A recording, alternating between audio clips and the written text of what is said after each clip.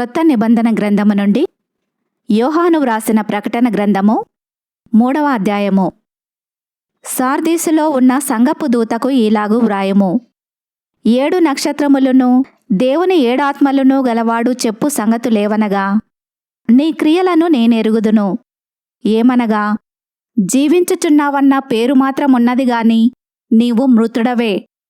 నీ క్రియలు నా దేవుని ఎదుట సంపూర్ణమైనవిగా నాకు కనబడలేదు గనుక జాగరూకుడవై చావనై ఉన్న మిగిలిన వాటిని బలపరచుము. నీవేలాగు ఉపదేశము పొందితివో, ఏలాగు వింటివో జ్ఞాపకము చేసుకొని దానిని గైకొనుచు మారుమనసు పొందుము. నీవు జాగరూకుడవై ఉండని ఎడల నేను దొంగవలే వచ్చేదను. ఏ గడియను నీ మీదికి వచ్చేదనో నీకు తెలియనే తెలియదు. అయితే తమ వస్త్రములను అపవిత్రపరచుకొనని కొందరు సార్దీసులో నీ యొద్ద ఉన్నారు. వారు అర్హులు గనుక తెల్లని వస్త్రములు ధరించుకొని నాతో కూడా సంచరించెదరు. జయించువాడు అలాగున తెల్లని వస్త్రములు ధరించుకొనును. జీవగ్రంథములో నుండి అతని పేరెంతమాత్రమునూ తుడుపుపెట్టక నా తండ్రి ఎదుటను ఆయన దూతల ఎదుటను అతని పేరు ఒప్పుకొందును. సంఘములతో ఆత్మ చెప్పుచున్న మాట చెవిగలవాడు వినుగాక. ఫిలదెల్ఫియాలో ఉన్న సంఘపు దూతకు ఈలాగు వ్రాయము. దావీదు తాళపు చెవి కలిగి ఎవడునూ వెయ్యలేకుండా తీయువాడును, ఎవడునూ తీయలేకుండా వేయువాడునూనైనా సత్యస్వరూపియగు పరిశుద్ధుడు చెప్పు సంగతులేవనగా, నీ క్రియలను నేనెరుగుదును.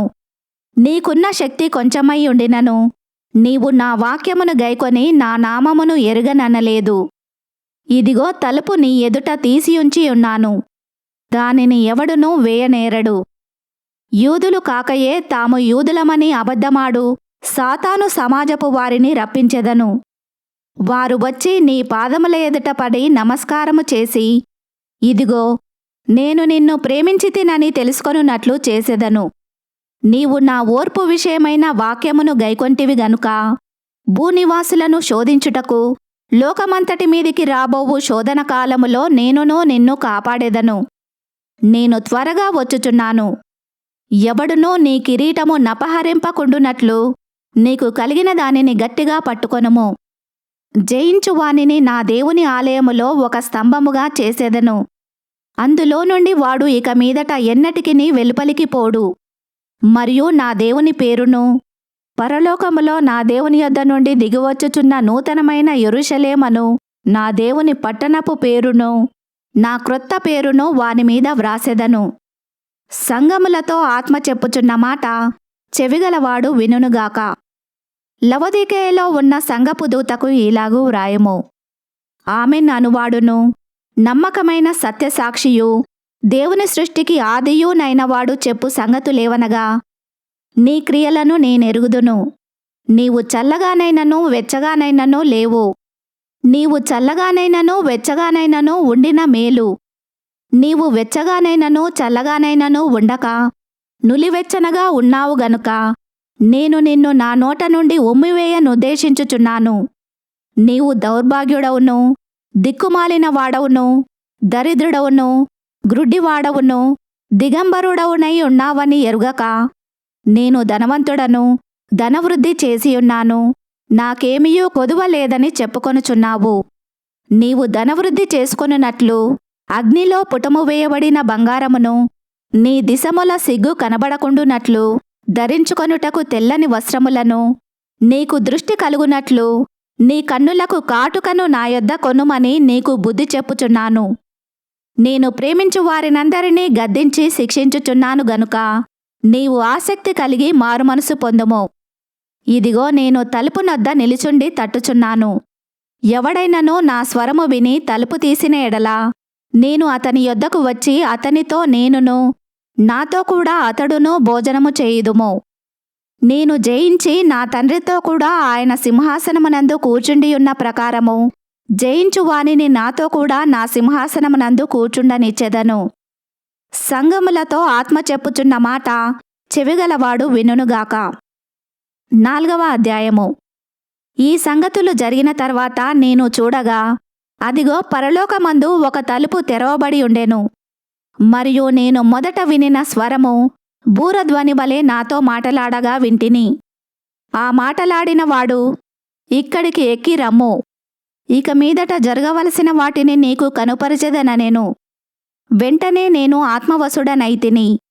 అదిగో పరలోకమందు ఒక సింహాసనము వేయబడి ఉండెను. సింహాసనమునందు ఒకడు ఆసీనుడై ఉండెను.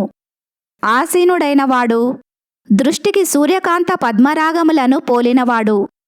మరకతము వలె ప్రకాశించు ఇంద్రధనస్సు సింహాసనమును ఆవరించి ఉండెను. సింహాసనము చుట్టూ 24 సింహాసనములుండెను. ఈ సింహాసనములయందు 24 పెద్దలు తెల్లని వస్త్రములు ధరించుకొని తమ తలల మీద సువర్ణ కిరీటములు పెట్టుకొన్నవారై కూచుండిరి.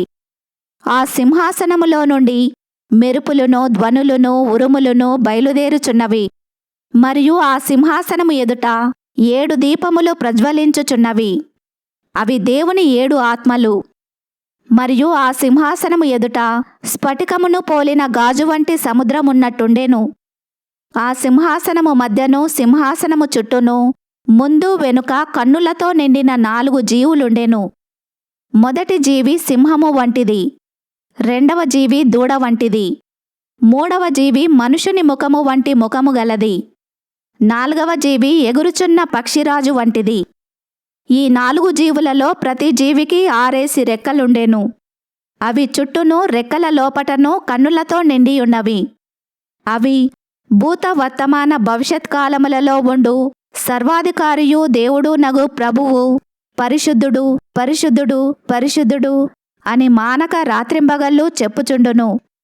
ఆ సింహాసనమునందు ఆసీనుడై ఉండి యుగయుగములు జీవించుచున్న వానికి మహిమయు ఘనతయు కృతజ్ఞతాస్తుతులను కలుగునుగాకని ఆ జీవులు కీర్తించుచుండగా, ఆ 24 పెద్దలు సింహాసనమునందు ఆసీనుడైయుండు వాని ఎదుట సాగిలపడి యుగయుగములు జీవించుచున్న వానికి నమస్కారము చేయుచు, ప్రభువా మా దేవా, నీవు సమస్తమును సృష్టించితివి. నీ చిత్తమును బట్టి అవి ఉండెను. దానిని బట్టియే సృష్టింపబడెను గనుక నీవే మహిమ ఘనత ప్రభావములు పొందనర్హుడవని చెప్పుచు తమ కిరీటములను ఆ సింహాసనము ఎదుట వేసిరి. ఈ వాక్యమును విన్న మిమ్ములందరినీ దేవుడు దీవించునుగాక. ఆమెన్.